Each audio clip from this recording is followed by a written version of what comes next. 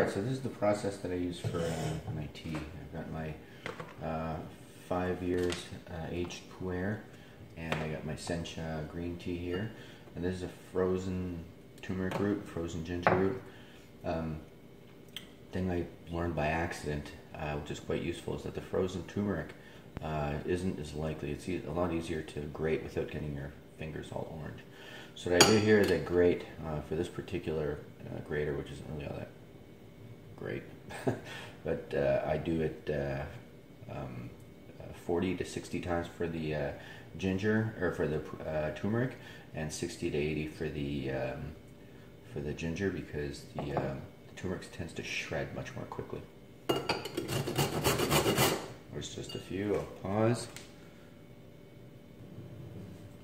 Okay, so I ended up grating the turmeric like 40 times. It was shredding pretty fast, and the ginger 60 times.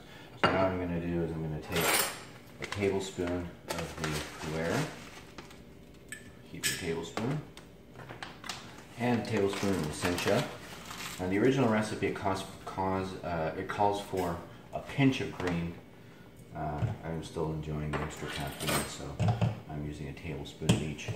I got the water pre-boiled to 80 degrees here, because that's the recommended temperature for the green tea. So I'm just going to clean this off a little bit. Ooh, it's going to close up there. And then I'm going to pour the root into the tea.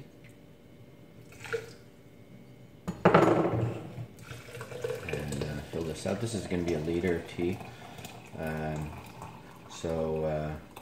I think the original recipe actually calls for I'm not even sure how much water, so maybe that I'm using all this extra water doesn't end up making for too much extra caffeine with all the tea I got in there. Anyways, I'm going to steep this for 3 minutes, and that's going to be the first steeping of this tea. Alright, so I fast forwarded the steeping time. I like to pump this a couple of times just to make sure it squeezes any extra tea out of the leaves.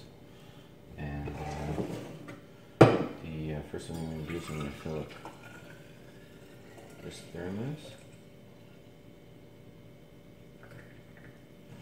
And then the rest goes in the mug. That's for my breakfast. Okay, so now for the second steeping of this tea, which all goes into the big thermos, I'm going to add, so this tea here still has a lot of flavor, though most of the caffeine has escaped into the first steeping. So I want to have more tea later, and then I'm probably going to need it to wake me up. So I'm going to add 2 tablespoons of yerba mate.